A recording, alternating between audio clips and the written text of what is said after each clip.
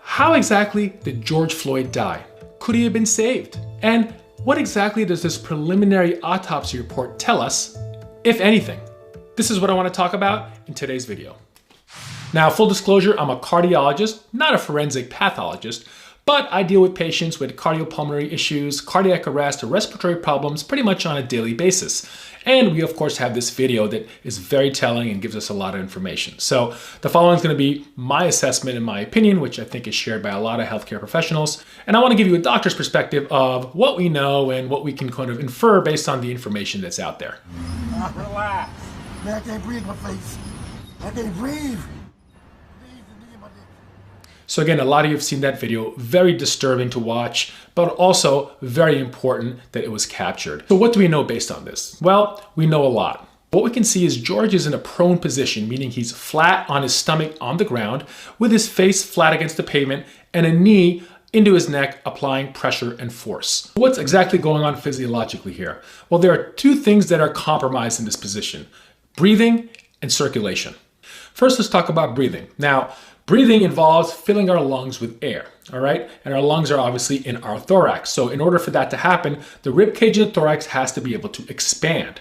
And that's accomplished because the diaphragm muscle contracts, it pulls down, and as that happens, the chest wall will expand, allowing the lungs to fill with air. Similarly, our abdomen sort of gets pushed down a little bit in order for that to happen. Additionally, we have to be able to bring air through our mouth, our throat, and down our trachea without much resistance to get that air into the lungs. Now, when you're lying prone flat on the ground and you have resistance or a weight or a force pushing down on you, now you have to be able to lift your body up off the ground as you take in a breath. Now, that can be more difficult for someone like George, who, of course, they call Big George because he was a big guy. So there's a lot more weight for him to be able to push up if he wants to take an adequate breath. Additionally, he has a knee on his neck. So that is applying force and pressure down. So not only has to push up against his own weight, he has to push up against the force of the officer, which can make things very difficult. Now, additionally, when he has that knee on his neck, this could further compromise breathing by applying pressure against his trachea, which could compromise airflow coming in. Also, if you have other conditions like sleep apnea, this could further close up the airway in the back of the throat. Now, we could potentially recreate a similar scenario by breathing through a straw. Take a straw and try to take some deep breaths through it really fast. Again, it's very difficult, right? Now imagine breathing through a straw while you're down flat on the ground with your face against the pavement and a resistant force on your neck, and try to do that for 9 minutes. Now, let's talk about what's going on physiologically in the body in a situation like this. First, let's talk about breathing. Breathing accomplishes two things. One is oxygenation. Two is ventilation. Now, oxygenation is obviously the process of breathing air into our lungs to get oxygen into our blood in order for us to live. Ventilation is just as important. Ventilation is being able to get rid of CO2 or carbon dioxide that gets built up in the blood once the body consumes that oxygen during metabolism. Without ventilation, we cannot get rid of that carbon dioxide. And what happens is it causes the pH of the blood to go down. This causes a state of acidosis. So the body needs a balanced pH to function. If the body gets acidotic because it cannot get rid of all that carbon dioxide, then you're going to get end organ dysfunction. The heart is eventually not going to be able to function, and the electrical signals will fail, and it'll cause cardiopulmonary arrest. Now let's talk about circulation. We talked about the breathing component of it, but there are also probably a circulation component. Now, as you saw in the video, the police officer's knee was against the neck, forcefully for a long period of time.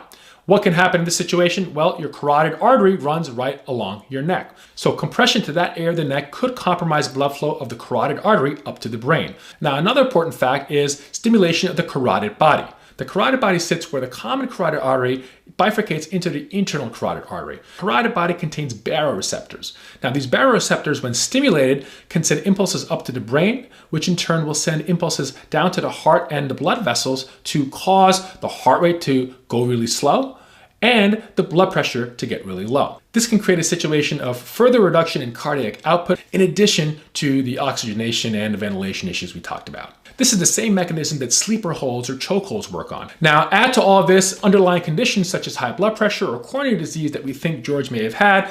Obviously, that creates a bad situation where his reserves to be able to tolerate something like that are worse than people without those health conditions. So it was the perfect storm of badness. So your other question is, could George have been saved? We obviously watched this thing unfold sort of in real time, and people were there when he passed out, police were there, EMS was there, no CPR was done. We all saw that, but could have something have been done that could have potentially saved them? Well, let's look at the timeline. From what we know by the videos, about 8:25 is when he's thought to have lost consciousness, okay? Again, the knee was on him for an additional almost 3 minutes after that. 8:27 is when EMS arrived, and it wasn't until 8:30 he actually got on the ambulance. Now, no CPR was done on the scene by the police officers, which I think, again, is a big mistake, which I think goes to show a deficiency in training of these officers. There were 4 officers there. Clearly, he had no pulse. He was not breathing. Immediate cardiopulmonary resuscitation should have been started. CPR should have been started. Again, that was not done. Now, by the time the EMS arrives, it's unclear. Now, at first, I sort of criticized them for not getting on him immediately and starting CPR, but one could argue either the police were instructing them not to do that at the scene, or if they wanted to get him onto the bus immediately and start resuscitation measures there, may not be unreasonable, because when you start it on the road, you're eventually going to have to get him up and get him into the bus. If that's what they were thinking, they probably should have gotten him up under the gurney into the ambulance as fast as possible, rather than the 3 minutes that it actually took. Because when you have a cardiac arrest patient, every second counts. This is why we put so much into bystander CPR, and as a cardiologist, seeing patients come in without a hospital cardiac arrest, the difference between those who live or die or have permanent brain damage are really the ones who get immediate CPR by a bystander.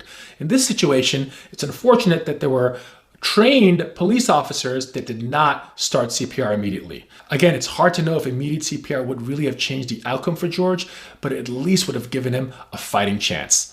So in the end, we have a witnessed cardiac arrest where the patient was out for at least 6 minutes. Again, it's unclear at what point CPR was started in the ambulance, but minimum 6 minutes, which is a long time, especially for somebody with underlying heart or other medical problems. Finally, let's talk about this autopsy report. Now, I know this was a preliminary report, but these were still words in a statement put out by the medical examiner, and these are words they're going to have to stand by. Now, first of all, big picture, the report doesn't really give a cause of death. Additionally, it's very vague, and it actually even makes assumptions to facts that we may not even know exist. The full report is pending, but the statement they released reads, "The autopsy revealed no physical findings that support a diagnosis of traumatic asphyxia or strangulation. Mr. Floyd had underlying health conditions including coronary artery disease and hypertensive heart disease. The combined effects of Mr. Floyd being restrained by the police, his underlying health conditions, and any potential intoxicants in his system likely contributed to his death." Now, let's break this down line by line, because this is important. First of all, this was not traumatic asphyxiation, nor was it strangulation, right? So strangulation, when they're looking for signs of strangulation, you're basically looking for signs of someone getting choked. So you're looking for ligature marks, you're looking for bruises and markings to show that someone's neck was forcefully compressed, fracture of the hyoid bone, and other things you see like conjunctival and particular hemorrhages and signs of kind of acute obstruction of the airway. But we all looked at the video. He wasn't strangled. We know this. So that seems silly. Secondly, traumatic asphyxiation.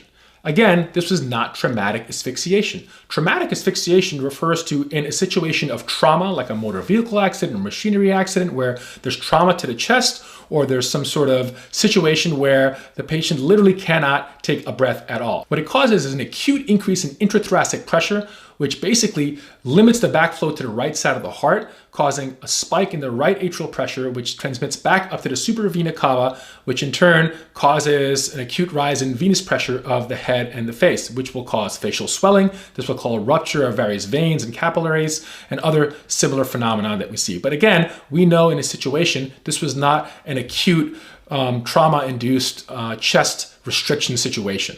This was a slow asphyxiation process. What he had is something called positional asphyxiation. Positional asphyxiation is a situation where someone is not able to adequately breathe mechanically because of a certain position. In his case, being prone on the ground and with a weight on the back of his head, kind of like what we talked about before. And this process, again, can sometimes be a little drawn out and slower than your traumatic asphyxiation. But again, we don't need an autopsy to make that diagnosis. It was clear in the video. The last line, which really bothered me, reads, "The combined effects of Mr. Floyd being restrained by the police, his underlying health conditions, and any potential intoxicants in his system likely contributed to his death." Now, you can't get much more vague than that. Likely and contributed, already two words that sort of express uncertainty. And any potential intoxicants, like they didn't even do a tox report. They're just assuming that he may have been intoxicated or under the influence of something. I mean, that line alone to me really compromises the integrity of this report, combined with all this uncertainty. And really, it's a poor statement to put out. And all it does is fuel the fire. And I don't think they did anybody any good by releasing that paragraph. So again, a lot of holes in that, in the terminology. I can't help to think that there is some bias involved in that preliminary report. What they should have just said is, full report is pending. I'm really looking forward to the full autopsy. Hopefully there's details, and I fully support an independent, non-Minneapolis associated medical examiner or pathologist doing an autopsy on him as well, given the intensity of the situation, and hopefully we can get some more answers soon. In the end, I think it's pretty clear. We all know how he died. We don't need an autopsy to tell us that. It's semantics if you ask me. It's clear as day, and something needs to be done about it.